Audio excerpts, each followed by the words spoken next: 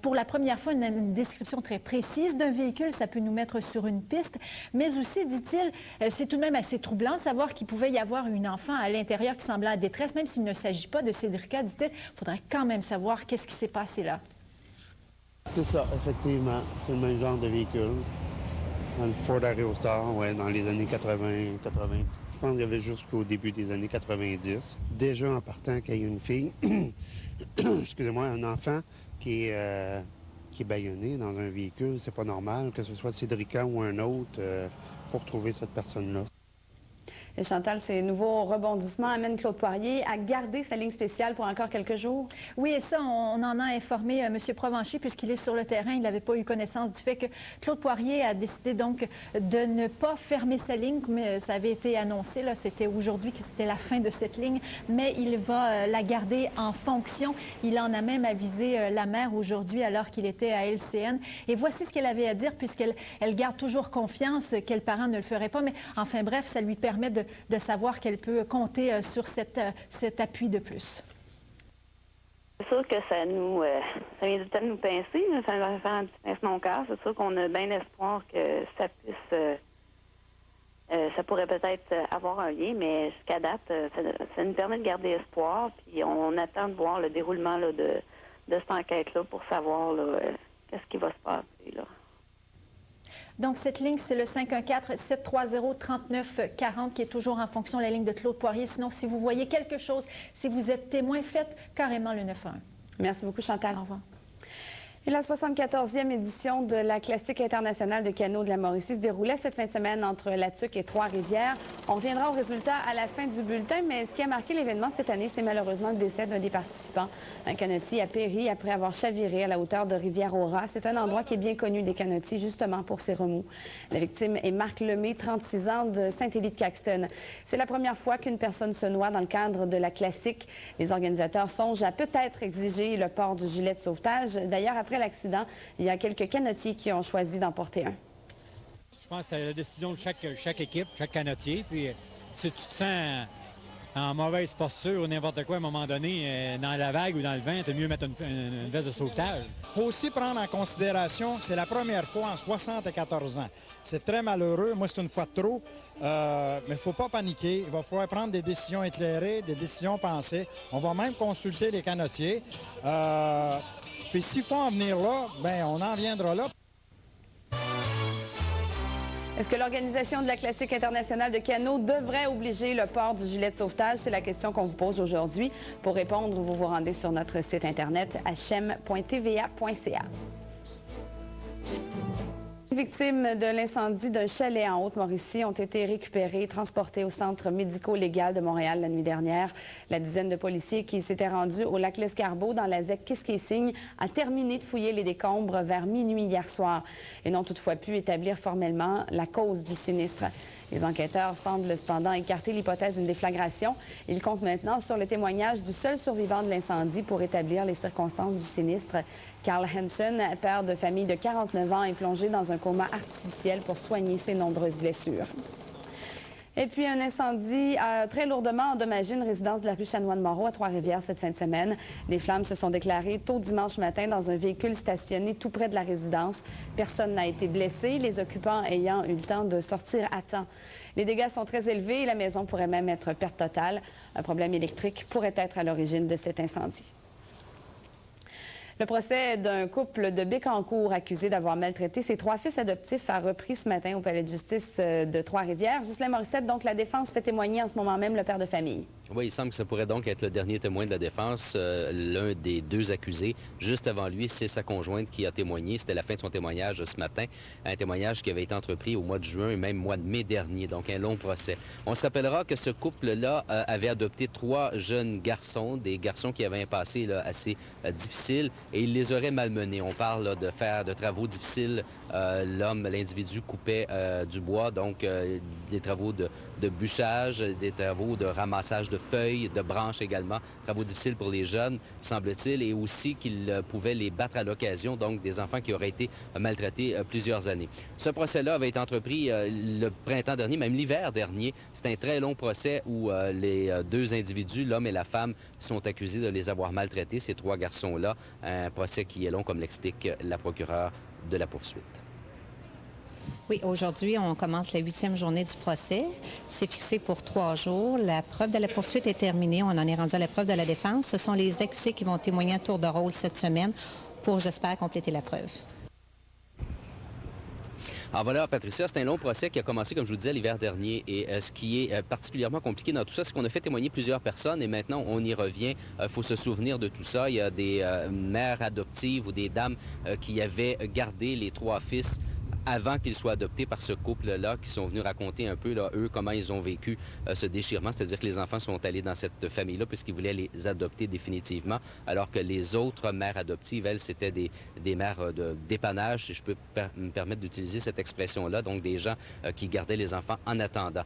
Et les 3 garçons, aujourd'hui, ont été placés dans des familles différentes et il semble qu'ils reprennent un peu confiance en eux. Des garçons qui ont eu un passé difficile. Je peux peut-être vous rappeler un peu le début du procès, alors que les 3 garçons, on a appris que leur père était schizophrène et qu'il maltraitait leur mère. Et ces enfants-là ont vécu aussi de mauvaises expériences dans au moins une famille adoptive. Donc, des enfants qui étaient très turbulents, très durs entre eux. Et les parents, ce qu'ils mentionnent, c'est qu'ils vivent à la campagne, que c'est normal pour eux de faire travailler des enfants. Ce n'est pas comme à la ville. Donc, des enfants qui étaient amenés à travailler à la fois dans le bois et à la maison, des moments difficiles pour eux. Un procès qui est très long et qui va se poursuivre aujourd'hui, demain et possiblement aussi jeudi. Merci beaucoup, Ghislain.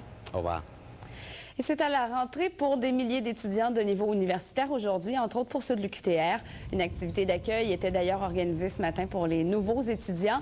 Tout près de 11 000 étudiants sont inscrits cette année dans un des quelques 150 programmes offerts.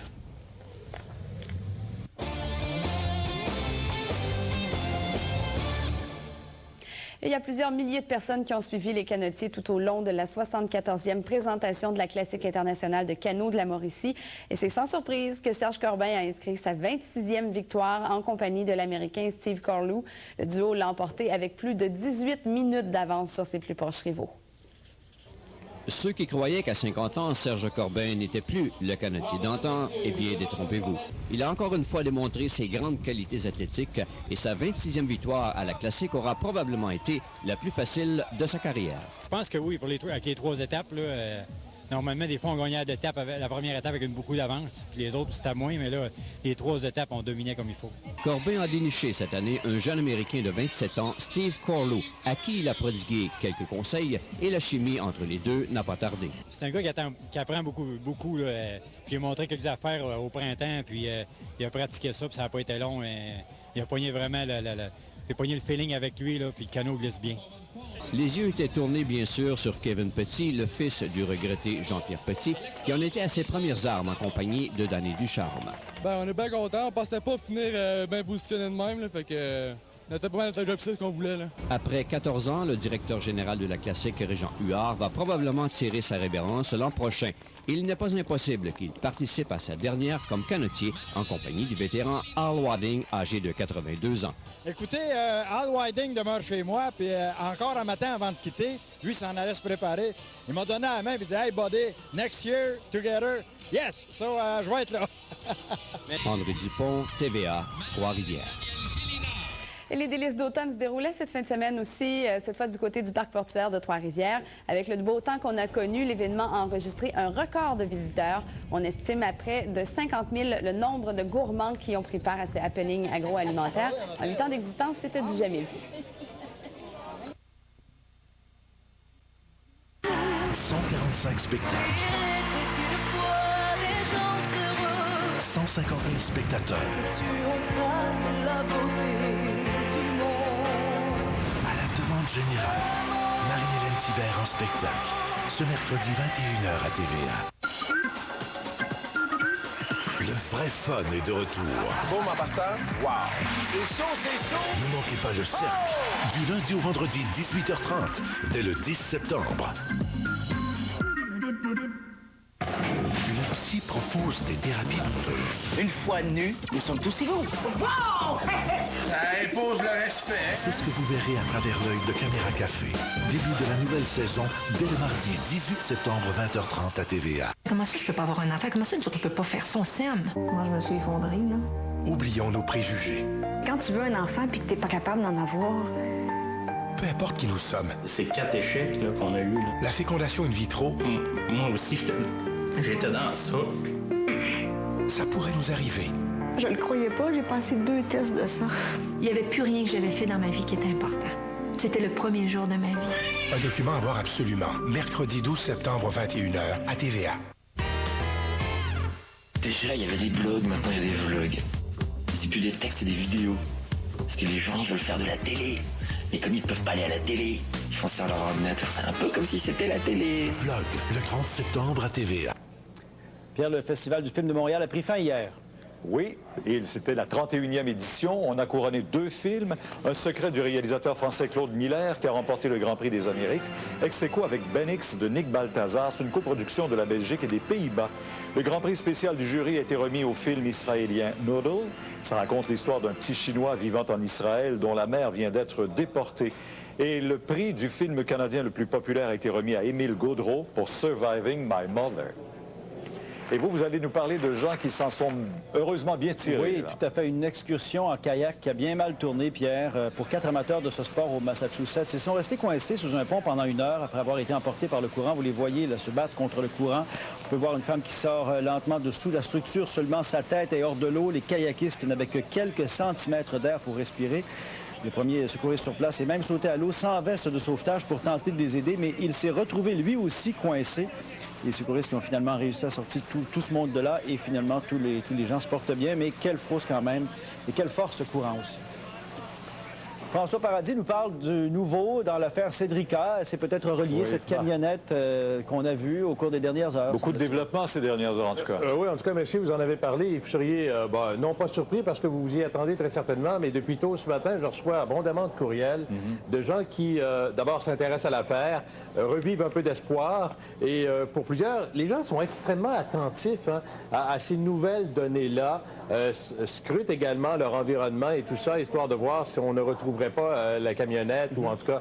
bref, on fera le point là-dessus. On va, je me permets l'expression, on va le mettre entre guillemets, là, on va essayer de deviner un peu et de comprendre un peu comment travaillent les enquêteurs avec ces nouvelles pistes-là.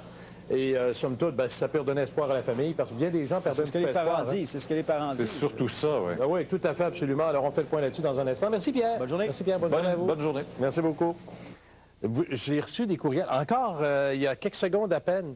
Dans le bulletin d'information de mes collègues, à un moment donné, arrive un extrait où le père de Cédrica Provencher explique, bon, l'espoir qui renaît peut-être un peu à travers tout ça. Et je vous la montrerai. Je vous montrerai l'extrait. Et derrière lui, on voit un véhicule. Rapidement, vous avez réagi à ça. Je vous dirai pourquoi dans un instant, alors que nous devenons, vous et moi, enquêteurs.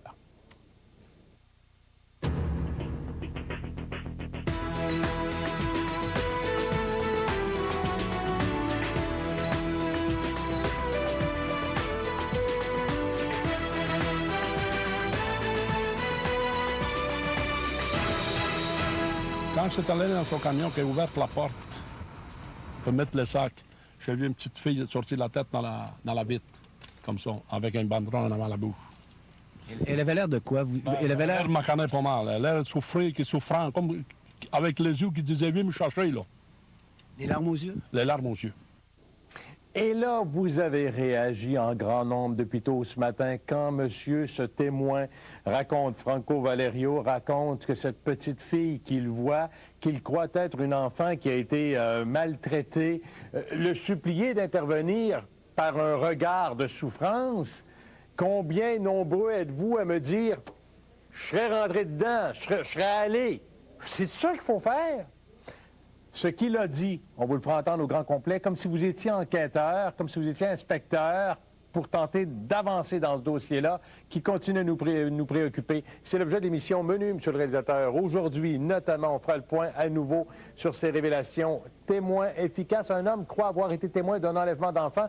Comment réagir dans de telles situations? Qu'est-ce que vous auriez fait, vous, à la lumière de ce que vous savez, de ce qu'on a obtenu comme information? Qu'auriez-vous fait, vous, maintenant? Et on parle, bien sûr, je vous le disais, d'un nouvel espoir à un moment donné. Hein. Les parents ont réagi à ça. De fait, même si la police ne relie pas les deux affaires, l'absence du signalement de la disparition d'un enfant laisse croire qu'il pourrait s'agir de Cédrica. C'est dur que faire le lien, c'est pas évident, je comprends les policiers. Mais il reste que donc, on serait probablement en mesure, en tout cas, d'avoir de nouvelles pistes dans ce dossier-là. On finira l'émission ensemble parce qu'on l'a souvent abordé, les accommodements raisonnables. C'est parce que Charles Taylor, coprésident de la Commission sur les accommodements raisonnables, sème la controverse en acceptant une bourse de 1,8 million de dollars. On vous dira de quoi il en retourne. Ça concerne une organisation qui fait, dit-on, l'espèce de promotion de la religion. Et pour bien des gens, c'est incompatible avec le rôle qu'il jouera dans cette commission sur les accommodements raisonnables. Alors, entouré de controverses que cette commission sur les accommodements qui débutera sous peu, le 10 septembre à Gatineau, première consultation officielle, publique, bien sûr. Regardez comment vous êtes vite. Regardez bien ça. Là, vous avez des courriels, vous me dites qu'est-ce que vous en pensez, comment vous auriez réagi. J'aurai un spécialiste qui nous dira. Dans un instant, restez assis, je vous fais entendre, comme si vous étiez un policier enquêteur, l'ensemble, la totalité du témoignage donné par Franco Valerio à mon collègue Denis Thériault. On va l'écouter dans deux types d'extraits différents pour essayer d'aller chercher les éléments qui tentent de prouver qu'il y a peut-être une piste nouvelle dans ce dossier-là. Mais vous êtes vite parce que, suite à cet événement-là, les parents réagissaient. Je vous le fais entendre, puis ensuite je vous dirai pourquoi vous êtes à la maison assez rapide, puis vous avez un bon œil. On écoute. C'est parfait. Moi, j'apprécie beaucoup ce que M. Poirier fait. Là. Ça a donné un bon coup de main. Hier, particulièrement, ça a dû aller chercher en vous, ou en tout cas vous amener des forces nouvelles? Oui, ça nous amène, c'est certain. C'est certain que ça nous amène. Quitte que, comme j'ai dit, on n'en perd pas, espoir, puis vous l'avez dit aussi, mais ça amène effectivement à un petit brin d'espoir de plus, dire est-ce que ça peut être relié? C'est sûr qu'on a bien espoir que ça puisse... ça pourrait peut-être avoir un lien, mais jusqu'à date, ça nous permet de garder espoir, puis on attend de voir... Je m'amuse 2 secondes, OK? Là, c'est même pas prévu, là, OK? C'est pas prévu. Je sais que là, je vais faire rusher mon monde un peu, là, je m'excuse. Carmen, passez-moi une ligne, pour le fun, rien que pour les besoins de la cause. Je sais que c'est pas prévu comme ça, mais c'est pas grave, je m'en vais au téléphone. Je veux rien que vérifier. Si vous êtes vite, d'œil et d'esprit aussi, je m'en vais sur la ligne numéro 5. Allô? Bonjour, madame ou monsieur? Oui, c'est Huguette. Bonjour, Huguette. Allô, Huguette? Non, c'est Chantal. Allô, Chantal? Oui, bonjour. Excusez-moi, on m'avait dit Huguette, c'est Chantal, mais c'est pas grave, ça revient au même. Avez-vous entendu l'extrait que je viens de vous faire voir, là? Oui, en plein ça, mon cher monsieur. Qu'est-ce que vous avez remarqué? Ben, ça n'a pas d'allure. Moi, je comprends pas l'affaire, pourquoi que le monsieur n'a pas pris le numéro de plaque, puis pourquoi qu'il l'a pas arrêté. OK, ça, c'est correct. Ça, c'est le dossier de Franco Valerio. Je vous le ferai entendre de 2 instants, OK? Mais je répète une autre question. Là, je vous prends au hasard, là, OK? Vous êtes tombé dans mon petit filet, là. OK. Je vous ai présenté, il y a quelques secondes, un extrait du père qui dit comment, à un moment donné, ça fait renaître l'espoir que les événements de la fin de semaine. Oui, OK? oui. Monsieur le réalisateur, je le repasse, OK? Chantal, regardez bien, puis dites-moi s'il y a quelque chose qui la vanne qui est en arrière. Rejouez-moi là pareil. Monsieur le réalisateur, si on peut. Là, regardez, là. Ben, c'est parce que je dis que vous êtes vite, Chantal, puis tout ça. J'ai reçu beaucoup de courriels de gens qui disaient « Hey, coudonc, la vanne est derrière. » Avez-vous vu ça? Oui, je le vois, là. Ben, je dois vous dire... Sûrement pour la prendre comme démonstration pour identifier le véhicule, là? Non, ben en fait, c'est pas ça. Ce que je sais de l'histoire, effectivement, c'est pas la vanne. C'est pas la vanne que l'on recherche. C'est pas du tout ça, sauf que la coïncidence est quand même étonnante. Les policiers ont fait quand même une recherche là-dessus. Alors, ça n'a rien à voir, mais je veux rien que dire, par le biais de ce petit extrait-là, que vous êtes à la maison, vous, Chantal, comme tout le monde, extrêmement rapide et efficace. Vous regardez tout, vous perdez rien de l'histoire. On se comprend, hein? C'est en plein ça, mon cher monsieur. OK, là, je vous laisse aller. Si vous là, aviez... moi, ce que j'aimerais comprendre, c'est pourquoi que la police, ils font pas sortir les années de vanne à sac.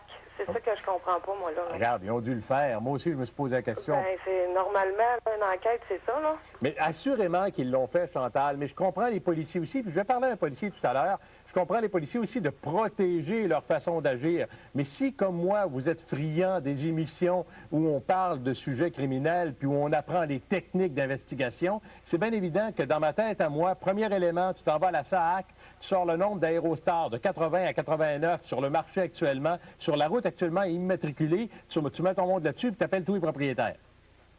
Hein, on s'entend-tu? Chantal est certainement d'accord avec moi. Elle m'a quitté. Franco Valerio, en fin de semaine, en tout cas, ce qui relance toute l'affaire, c'est que Franco Valerio, en fin de semaine, ça va faire son marché chez Maxi, OK? Et à un moment donné, ce type-là observe quelque chose qui le déroute un peu, en tout cas qui le surprend, suffisamment important pour qu'il appelle les policiers. Et on juge le témoignage suffisamment important pour qu'on puisse continuer à investiguer sur ce dossier-là et à prendre très au sérieux ce témoin-là. Je ne sais pas si vous avez entendu la totalité de ce qu'il a dit. En 2 étapes, je vais vous les présenter. Puis ensuite, on analysera ensemble ce qui est dit. Puis ensuite, on se demandera qu'est-ce qu'on aurait pu faire si on avait été à la place de monsieur. Marquez que, regarde, avec des si, tu construis Paris, hein, on s'entend là-dessus. Le premier extrait que vous verrez de Franco Valerio, tous les journalistes sont là, c'est à travers la vitre. Tu vois que le monsieur est réticent, baisse la vitre, monte la vitre, baisse la vitre, monte la vitre, alors c'est saccadé. La deuxième, c'est mon collègue Thériault avec un face-à-face où l'on résume de façon différente, en tout cas plus posée, ce qui aura été les moments importants pour ce témoin devenu un témoin majeur dans cette enquête, si on peut s'exprimer ainsi. Vous l'écoutez avec moi, vous commentez ensuite. Monsieur, madame l'enquêteur, voilà le témoin. J'ai rien à dire. Qu'est-ce que je veux dire? J'ai dit que j'ai vu le camion qui était là un matin avec une petite fille dedans, c'est tout. Elle avait l'air de quoi, la petite fille? Qu'est-ce qui vous inquiète? Elle pleurait. J'ai vu qu'il pleurait, il avait les larmes aux yeux, c'est tout. Elle avait l'air de quoi? Bah, il a l'air qu'il avait un mouchoir en avant la bouche. Est-ce qu'elle avait l'air insébriquant? Dans ma mémoire, je ne l'ai pas du tout. Qu'est-ce qui a attiré votre attention, monsieur? Mais ma attention m'a attiré parce que le camion était tout sale quand je suis rendu ici. OK. Le camion était stationné jusqu'à carotte. Mais ça vous inquiétait de voir qu'elle pleurait et tout? Qu'est-ce qui vous inquiétait vraiment? Décrivez-nous. Plus que m'inquiétait, le camion tout sale plein de boîtes. Ouais. Après, quand je suis sorti de Maxi, je voyais un gars tout croche qui marchait. Mais je pensais à un enfant, un jeune de 10 ou 11 ans. Ouais. Mais après, non, c'est pas un garçon qui était là. Il était un bonhomme avec un barbe. Barbe lucide, cheveux gris. Et la fille, elle? Ben, la fille, je l'ai vue quand il était sur le camion comme ça. Puis lui voulait s'en aller. OK. Mais quand il m'a vu que moi je suis au téléphone avec les vitres ouvertes, il a reculé comme ça, il est arrêté là, il est reculé comme ça, il est parti par là-bas. Là, je l'ai plus vu. Lui, il avait l'air vraiment louche. Pensez-vous que c'est un enlèvement, monsieur? Pense oui. Oui. Votre nom? Pourquoi? Okay. You speak English? Franco. Franco? OK, Franco. C'est Franco, les petits... Valerio. Valerio. Ouais. La petite fille, elle avait l'air de quoi? Ben, il avait l'air comme une fille tachée comme un chien, là, avec les larmes. T'sais. Vous avez eu le temps de regarder dans le véhicule? Vous êtes déplacé à pied? Ben, je l'ai vu juste c'est en avant, mais je ne l'ai plus vu après. Okay. Vous avez après, des enfants ou des petits-enfants? Ah, moi, j'ai des petits-enfants, les filles de ma fille, et puis les filles à moi. Comment vous êtes senti quand vous avez vu ça? Je suis senti pire que la petite fille attachée comme ça. Oui. Ça fait pas de doute que c'est une fille en détresse, hein? Mais restez dans la mémoire, je te le jure, hein, c'est la vérité. Elle ressemblait à quoi? Votre souvenir de... Comme une fille battue. C'est toi, tu t'attaches, tu mets de quoi en avant la bouche, là, comme ça, on va te sentir, là. Est-ce que vous êtes... Et votre rencontre avec les policiers, ça s'est passé comment? Non, je sais pas. Est-ce que vous parlez anglais, monsieur? Do you speak English? Non, je parle italien, si tu veux. Suffisamment plausible et crédible pour que les policiers recueillent l'information, d'autant plus que dans ce dossier-là, cette fameuse fourgonnette dont on parle et qu'on vous décrira tout à l'heure de façon extrêmement précise, je vous dirai à quoi elle ressemble, puis les éléments faisant en sorte que vous puissiez la distinguer, parce qu'il n'y en a probablement pas rien qu'une, là, sur la route au Québec actuellement. Alors, il y a un policier qui va nous dire qu'est-ce qu'il faut regarder, si elle est encore en circulation, Mais ce qui vient rajouter aux éléments, bien que les policiers hésitent à faire un lien direct dans le cas de Cédrica, c'est que pareil véhicule aurait été vu à Trois-Rivières par un témoin. Ça correspond à cette description et ça a été reçu par notre collègue Poirier sur la fameuse ligne qui le met à la disposition de ceux qui avaient vu des choses importantes. J'ai l'autre version. Quand mon collègue est face à face avec M. Valerio, avant de vous la présenter, je vous présente mon invité parce qu'il analyse, lui-là. Je vais avoir besoin de lui pour lui demander des conseils. Peut-être que ça va nous aider dans notre recherche aussi, parce que, veut pas, dans ce dossier-là, on devient tous un peu des limiers. Claude Sarrazin est enquêteur, président du groupe Circo. Salut, Claude. Salut, François. Tout à l'heure, là, OK, après la pause, on va s'expliquer ce qu'un citoyen devrait faire, ce que le témoin aurait pu faire, ce qu'il aurait peut-être dû faire également pour rester en sécurité, puis favoriser, en tout cas, le développement de l'enquête policière, OK? Parce qu'il y a des choses à faire. Claude, vous serez notre expert là-dessus. Vous êtes un enquêteur, vous connaissez le tabac, vous savez comment ça marche. Je vais vous faire entendre à Claude l'autre portion de l'entrevue avec le témoin en question. Puis après l'avoir écouté, j'aimerais ça qu'avec vos yeux d'enquêteur puis vos oreilles de spécialiste, vous me disiez les éléments importants qui ont été dits dans le témoignage par ce témoin qui s'ajoute à l'enquête d'enlèvement puis peut-être de Cédric. On s'entend? Absolument. OK, Claude. Là, je vous ai présenté. Merci. Madame, monsieur, deuxième portion. C'est Franco Valerio, sort de l'épicerie, voit un gars louche, une camionnette louche, en formation policier et se confie à notre collègue Denis Thériault. Écoutez. Monsieur Valerio, ce matin, vous êtes allé faire votre épicerie? Oui, chez Maxime. Ouais. Là, en descendant la côte, je vu un camion, un Ford, toute pleine de boîtes. Tu sais, ça m'a donné un peu à l'œil comme quoi, ce camion, pourquoi il est plein de boîtes. En sortant du magasin, j'ai vu un bonhomme qui se promenait dans le parking, c'est tout croche. Il avait l'air suspect. L'air suspect un peu. Bon, pensais un jeune, mais tout d'un coup, là, c'est en allé dans son camion. Quand c'est allé dans son camion, qu'il a ouvert la porte pour mettre le sac, j'ai vu une petite fille sortir la tête dans la vitre, comme ça, avec un banderon avant la bouche. Elle avait l'air de quoi? Elle avait l'air macané pas mal. Elle avait l'air souffrant, comme avec les yeux qui disaient « Viens me chercher », là. Les larmes aux yeux? Les larmes aux yeux. Elle avait l'air désespérée. Elle avait l'air désespérée. Là, il a vu que moi, j'étais sur le téléphone. C'est avancé. Oui. Il voulait me couper en avant pour s'en aller. Mais non, il est reculé, il est retourné sur ses ponts. Quand il a vu que moi, j'étais le téléphone, je t'en écrit, il a commencé par ci. Il est parti là-bas. Il a traversé en avant le parking Bonanza, oui. En avant la stanza. Il a pris entre les deux bâtisses sur l'autre bord. Oui. Et il s'est sauvé vers la 40. Là, je ne peux plus te dire. À quoi vous avez pensé quand vous avez vu la fillette? Quand j'ai vu la fillette, j'ai pensé à la fille qui s'est fait enlever à Trois-Rivières. À Cédric Provencher? Oui. Ça me semblait vraiment sous sa face comme ça. Là. Mais quand une face défigurée, toute macanée, là, on ne peut pas savoir à 100% vraiment c'était elle. Mais ici, entre les deux dents, là, il y avait un espace comme d'un courtant. Décrivez-nous la voiture. De quel type de voiture? C'était rouge blanc. Un Ford... Aérostar? Oui, Aérostar. Non. Oui, Aérostar. Très sale. Oui. Vous êtes convaincu que c'est un enfant en difficulté qui a été enlevé possiblement? Difficulté certaine. Parce qu'avec la manière, tout le camion, un banderole, tout, pas que tu vois à travers, là, c'est quelque chose de suspect pas mal. C'est ça que je peux te dire. Et là, je reçois des courriels. Et là, il y a des gens qui notent des contradictions. Et là, il y a des gens qui me posent des questions. Comment établit-on la crédibilité d'un témoin?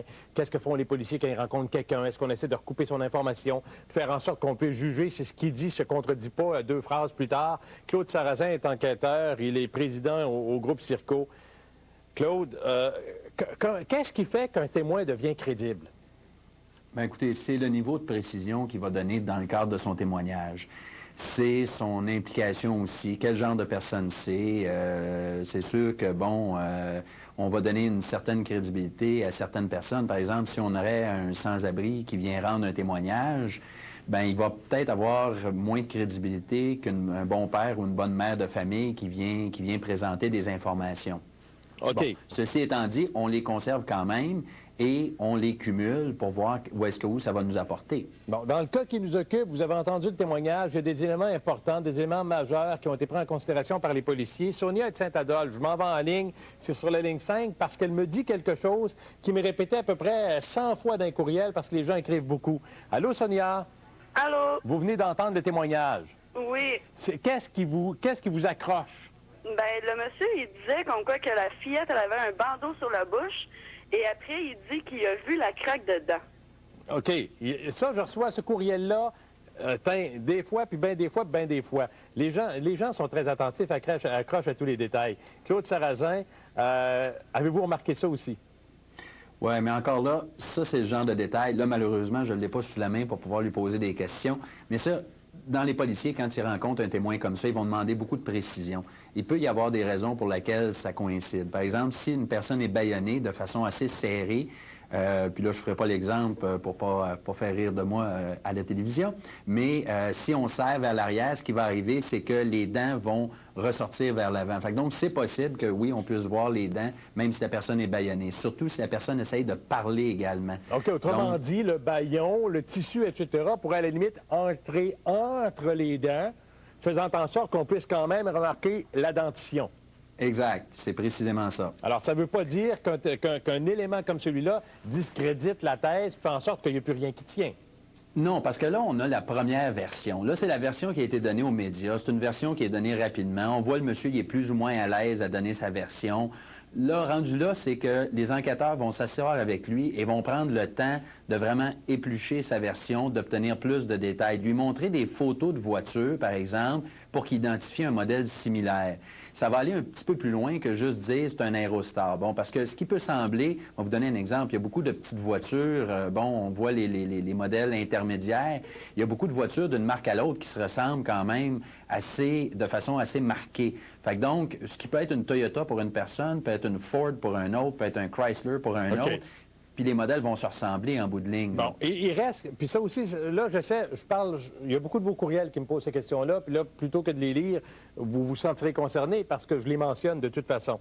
Il y a bien des gens qui me disent, après l'événement, là, c'est des dizaines et des dizaines de policiers et d'interceptions qui ont eu lieu sur des véhicules ressemblant à la description qui en avait été faite. Pour bien des gens qui m'écrivent, on dit, si on n'a pas réussi à revoir cette camionnette-là, qui était sale, qui avait des rideaux, des espèces de trucs de jute tout le tour pour cacher l'intérieur et le reste, ça veut vraiment dire que le propriétaire l'a caché quelque part. Ça ajoute à la suspicion. Les gens n'ont pas tout à fait tort non plus. On l'aurait retrouvé, cette bagnole-là. Pas nécessairement. Pas nécessairement, parce que là, on est dans des secteurs urbains où est-ce qu'il y a beaucoup de rues. Le temps que le message soit passé à toutes les voitures, toutes les artères, automatiquement, ne sont pas bloquées dans une situation comme ça. OK, Claude, je comprends. Mais je fais une autre parenthèse. On s'en va poser dessus, on revient ensemble. Parce que là, la question vient trop vite. Admettons qu'on ne retrouve pas, c'est un milieu urbain, mais vous êtes le propriétaire du véhicule en question. On en parle à la TV depuis toute la fin de semaine. Le premier réflexe que vous avez pour vous disculper, vous appelez la police pour dire c'est ma bagnole, puis rien de louche là-dedans.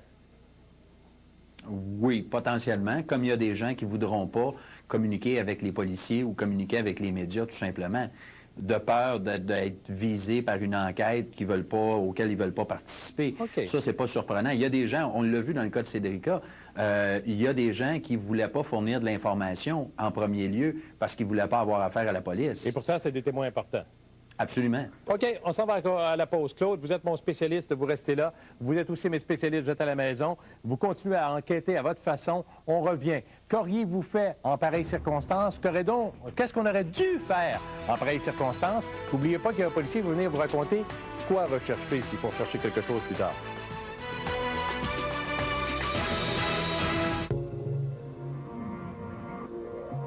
Il y a des épreuves qui parfois se transforment en cauchemars. Comme avocat, on peut vous éviter de longues batailles juridiques en agissant à titre de médiateur. On facilite le dialogue, on propose des solutions satisfaisantes pour tout le monde dans un climat harmonieux. Avant que ça devienne trop gros, consultez un avocat.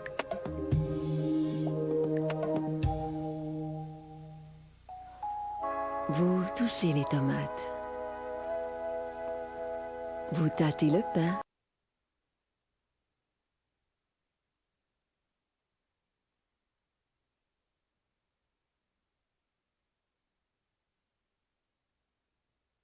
En direct.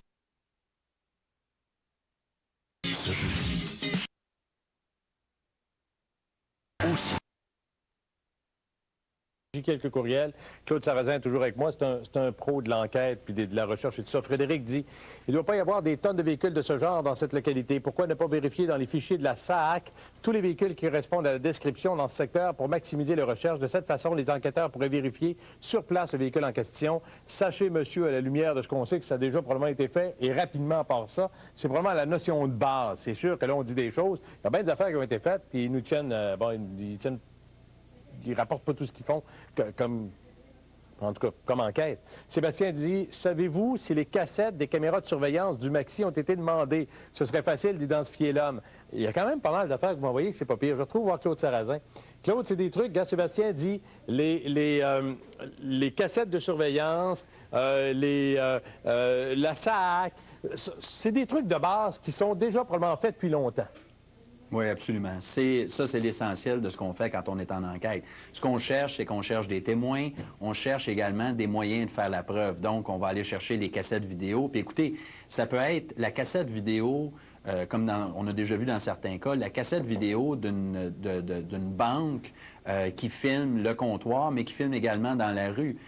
Donc, qui peut nous donner des indices. On l'a vu quand il y a eu les attentats à Londres, ils ont été chercher des cassettes vidéo de toutes sortes de magasins, de guichets automatiques, où est-ce qu'on voyait un petit peu les gens passer dans la rue. Ça a tout été récupéré puis analysé pour fournir des éléments de preuve. Fait que donc, il y a beaucoup d'éléments de preuve qui peuvent être récupérés là-dedans. C'est sûr que plus on a d'informations, plus l'information est précise, plus le témoin prend vraiment le temps de s'asseoir et de regarder ce qui se passe en avant de lui. Malheureusement, un bon conseil que je pourrais donner aux gens, c'est que si vous êtes témoin de quelque chose comme ça, prenez-vous un bout de papier et un crayon, n'importe quoi, un vieux compte, un reçu, une vieille enveloppe, puis écrivez ce que vous avez vu au moment de le voir. Et pour pas que votre mémoire vous joue des tours à un moment donné, un petit peu plus tard, quand vous allez avoir à rencontrer les policiers. C'est beaucoup plus efficace de cette façon-là. Ça nous permet de se rappeler de beaucoup plus de détails. Et souvent, c'est les petites choses qui nous intéressent. Est-ce qu'il se pourrait que la plaque minéralogique du véhicule ait été prise en note, que le témoin ne le dit pas au public, que les policiers aient cette information-là? Parce que ça m'arrive beaucoup par courriel. Les gens disent, « On se fait qu'il n'a pas pris le numéro de plaque. » Écoutez, ça arrive quand même assez souvent. Dans plusieurs cas, on se rend compte que les témoins, souvent, vont se rappeler d'une chose et non pas de l'autre. Ils vont oublier, par exemple, de prendre en note ou de se rappeler d'un détail. Ça, par contre, on utilise aussi des techniques comme l'hypnose judiciaire qui permettent de recouvrir la mémoire sur certains petits détails comme ça. OK. Donc ça va peut-être, je ne sais pas, je ne suis pas enquêteur au dossier, ça va peut-être être utilisé dans ce dossier-là, peut-être pas non plus. Deux questions. Celle de Madeleine qui dit, puis vous me direz comment ça se fait et pourquoi ça joue de même. Là. Madeleine dit, je me demande pourquoi les policiers donnent autant de détails. L'homme au camion rouge va sûrement se cacher et ne plus circuler avec son camion. La même chose pour le barrage en Gaspésie. Ils disent à l'avance qu'ils feront un barrage. Est-ce qu'en disant trop, ils nuisent à l'enquête? C'est quoi le jeu de dire puis de plus dire, là? Mais là, écoutez, ça, c'est une bataille qui est quand même assez intéressante, puis vous êtes bien placé pour la comprendre. La problématique des policiers dans une enquête qui est médiatisée comme ça, c'est de laisser sortir certaines informations, parce que donc, ils cherchent des témoins dans le public, mais également, c'est de contrôler l'information pour conserver de l'information, pour valider ce qu'ils vont recueillir. Fait que donc, ils gardent certaines informations secrètes jusqu'à la toute fin, normalement pour l'interrogatoire d'un suspect éventuel, s'il y a lieu, pour pouvoir avoir des éléments pour être sûr que c'est cette personne-là et seulement la personne qui a commis le crime qui est au courant de certains détails. OK. Deux questions. Je m'en vais au téléphone. Ça recoupe les questions que j'ai par courriel. C'est Huguette qui est de Montréal. Elle est sur la ligne 6 au départ. Bonjour, Huguette. Bonjour, M. Paradis. Qu'est-ce que vous dites, vous? Parce que je vais demander à Claude de justifier ce que vous me dites là. Qu'est-ce que vous auriez fait, puis qu'est-ce qui n'a pas été fait, qui aurait dû être fait? Bon, moi, qu'est-ce que j'aurais fait, là? Si j'aurais vu, premièrement, une petite fille avec un bandeau dans la bouche, c'est louche à mon goût, à moi. Moi, là, je l'aurais pas laissé partir, la camionnette. J'aurais pas pris mon crayon, mon téléphone, j'aurais rentré dedans, j'aurais dessoufflé les pneus. J'aurais fait pour qu'il reste sur place, que la police serait venue, puis il n'aurait pas été capable de partir. Bon, OK. Je m'arrête là-dessus. Correct, Huguette. Je m'arrête là-dessus. Huguette dit, dans sa tête à elle prend pas de chance. Il y a quelqu'un qui est en détresse, elle fonce dans le tas. T'sais, elle l'empêche de partir. Est-ce qu'on devrait faire ça en pareilles circonstances, Claude? Bien, écoutez, moi, je vous dirais que, étant donné que la vie, quand même, d'une petite fille en jeu là-dedans, là, ça pourrait être tentant de faire ça, mais la problématique qu'on a, c'est que si on fait quelque chose comme ça, on ne connaît pas c'est qui la personne qui a pu l'enlever, cet enfant-là, parce qu'on ne sait toujours pas si c'est Cédrica. Oui. Dans ce cas-ci, c'est que si on intervient, on dégonfle les pneus. L'individu en question est un fou, ou peu importe, et décide d'attenter à la vie de l'enfant. Par exemple, ou il peut la prendre en otage à ce moment-là, faire une situation de prise d'otage, il est armé, et là, à ce moment-là, on se ramasse dans une situation où est-ce que les policiers doivent intervenir. On ne veut pas que ça se termine dans une situation où la personne est prise en otage puis il y a un meurtre suivi d'un suicide, par exemple. Huguette est plein de bonne volonté, mais Huguette, il n'aurait pas fallu faire ça. On va aller voir Pierrette qui est de Pointe-aux-Trembles, l'inspecteur Pierrette qui est en ligne sur la ligne numéro 5. Bonjour, Pierrette. Oui, bonjour. Vous vous posez une question, vous. Quelle est-elle? Ben, moi, je me demande pourquoi le monsieur, il était en voiture, puis il y avait un cellulaire, pourquoi il l'a pas suivi? Moi, je l'aurais suivi, là, je l'aurais pas lâché, j'aurais passé ses lumières rouges, n'importe quoi, tout en restant en communication avec la police, en disant, bon, je suis rendu au coin de telle rue, telle rue, telle rue, puis il l'aurait pogné en souricière. OK. Moi, je pense que s'il avait fait ça, la petite fille aurait dormi chez eux, s'il y a reçoit. Merci, Pierrette. Si, effectivement, il y avait le cas d'un enfant mal pris dans ce véhicule-là, c'est pas Pierrette est une de celles qui le dit, mais je l'ai en courriel à peu près 50 fois. Pourquoi pas l'avoir suivi? Est-ce qu'il aurait fallu faire ça en pareilles circonstances? Parce qu'encore là, c'est la même situation à peu près. C'est que, quelqu'un qui n'est pas formé pour faire de la filature risque de faire plus de mal que de bien. Première des choses. Si l'autre individu qui est probablement sur les nerfs, on s'entend, là, si c'est un enleveur d'enfants, effectivement, il y a une jeune fille qui est bâillonnée, qui est attachée dans son véhicule. Il est assez à l'aise parce qu'il l'abandonne dans le véhicule pour aller faire des courses. Il continue sa route. Il doit être un petit peu paranoïaque quand même. Il surveille. On le voit dans ce cas-ci. Il s'est rendu compte qu'il y avait un monsieur au téléphone. Il s'est arrangé, d'après ce que je peux comprendre du témoignage, pour que l'autre puisse pas voir sa plaque quand il est parti. Donc, à partir de ce moment-là, on fait affaire avec quelqu'un de paranoïaque. Si on le prend en filature, qu'est-ce qui arrive? Il risque d'accélérer. Il risque d'y avoir possiblement une chasse à l'homme. Et encore là, on n'a pas affaire à un voleur de banque, par exemple, qui se sauve d'un endroit.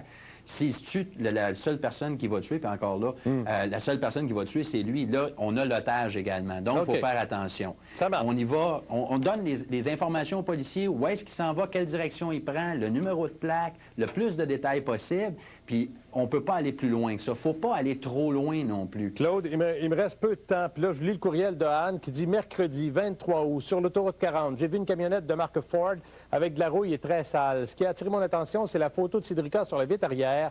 J'ai accéléré pour tenter de voir le visage du conducteur, mais les vitres étaient teintées très foncées. Je n'ai pas pu le voir. C'était à Trois-Rivières vers 16 h. OK, ça m'amène à la question suivante. Je l'ai eu beaucoup en courriel, par téléphone également. Là, chaque fois qu'on va voir une camionnette rouge à un coin de rue, on va tout être porté à arrêter à côté puis à scruter à l'intérieur. C'est quoi, là? On peut devenir paranoïaque de l'aérostar rouge à partir de maintenant. Il ne faudrait pas. Non, effectivement, Écoutez, il y a un bon côté à ça, c'est que les gens vont être beaucoup plus allumés, donc vont faire plus attention. Et également, le désavantage, par contre, c'est que là, on va avoir beaucoup d'appels inutiles qui vont potentiellement rentrer. Okay. Mais, d'une certaine façon, moi, de mon côté, je préfère toujours avoir plus d'informations que pas assez. C'est toujours le problème lié avec ces dossiers-là. Claude Sarrazin, grand merci de nous avoir éclairé par votre expérience, Claude.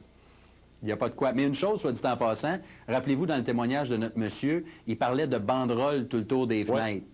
Et ça, malheureusement, on ne peut pas y poser la question qu'est-ce qu'il voulait dire par ça, mais on peut se poser la question comment il a fait pour voir à l'intérieur du véhicule aussi. Merci, M. Claude Sarrazin. De rien.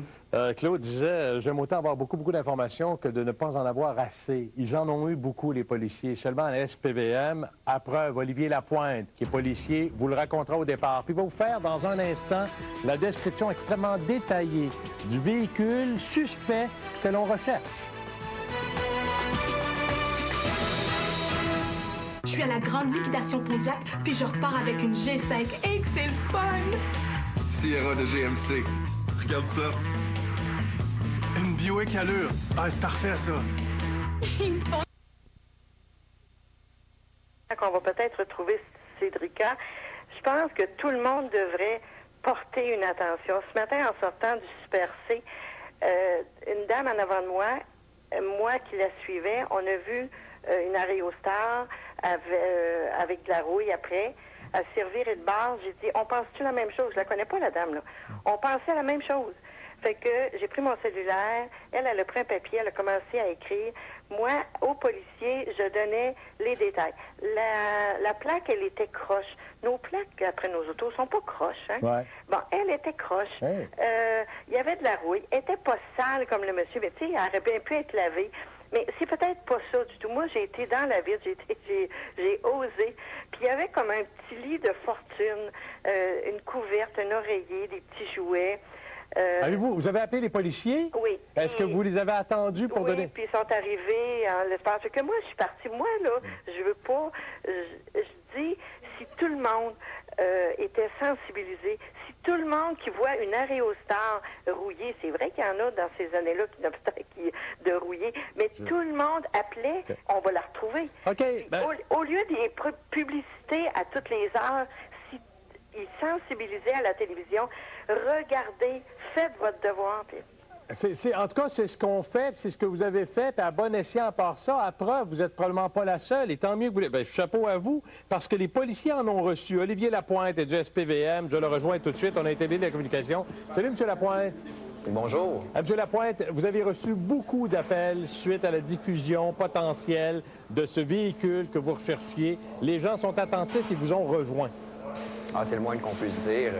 Les gens se sentent concernés par cette histoire-là. C'est incroyable, puis c'est beau à voir, on l'apprécie. Puis on lance le message encore une fois aux gens de continuer à nous appeler, parce que depuis que l'appel a été lancé hier, depuis 10h20, lorsque notre témoin, notre seul témoin dans cette histoire-là, a signalé le 911 pour parler aux policiers de la scène un peu inquiétante à laquelle ils venaient d'assister. Mais depuis ce temps-là, les appels au 911 sont nombreux. On en a des dizaines et des dizaines.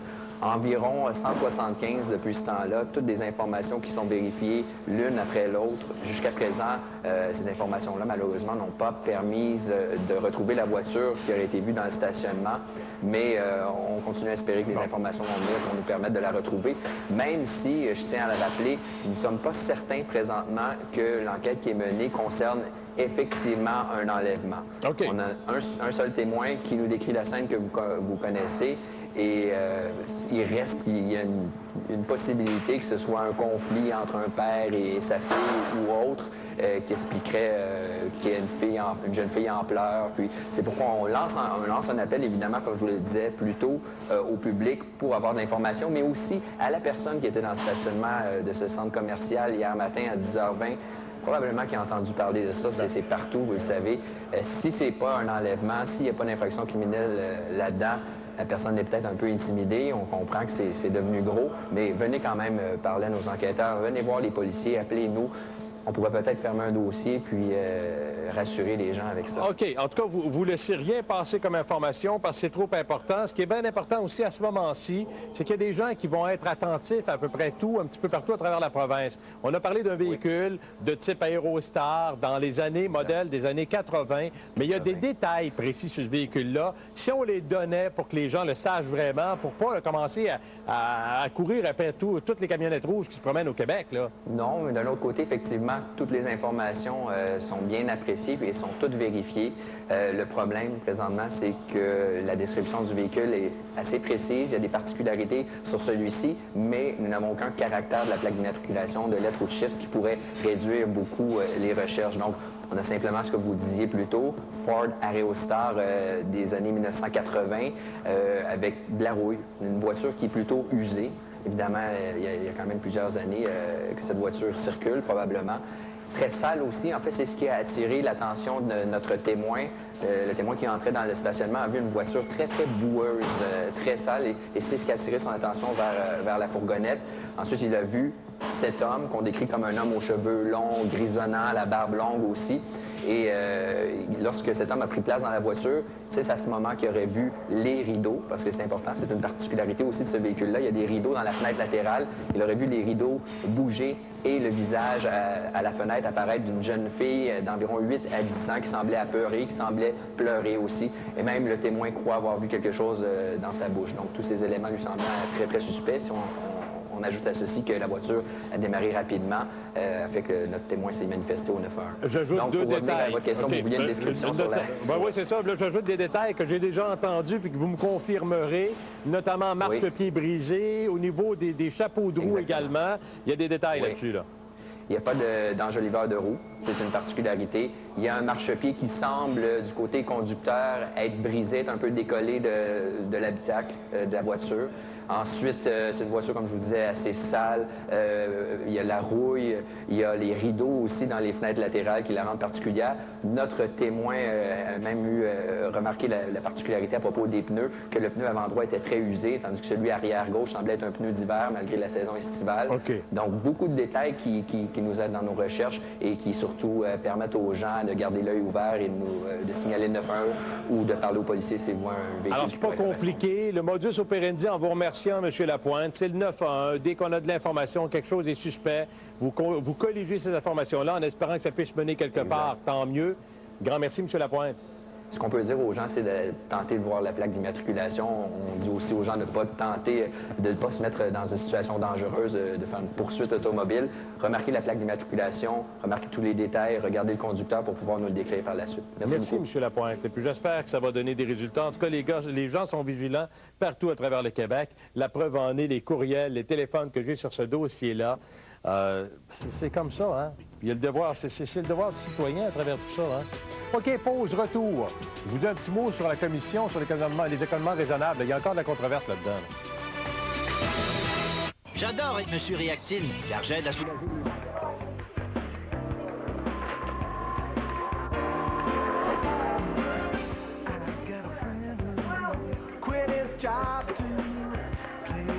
Salut.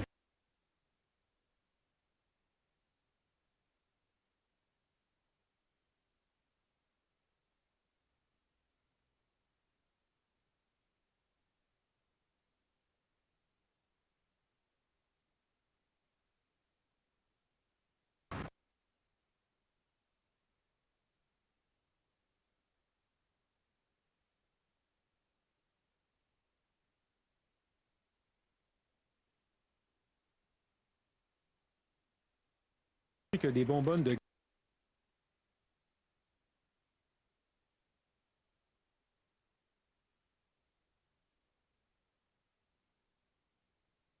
La visibilité est bonne.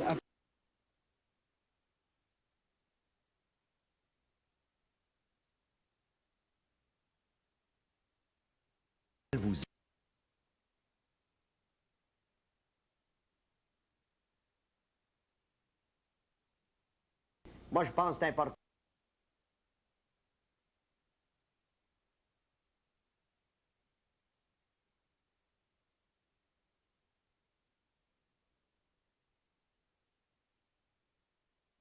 « 70 personnes en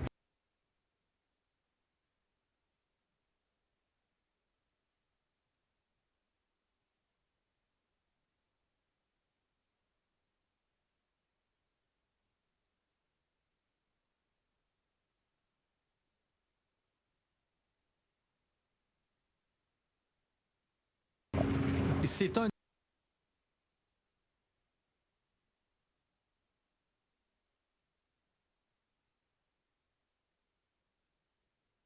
Il est arrivé, toutes les hypothèses.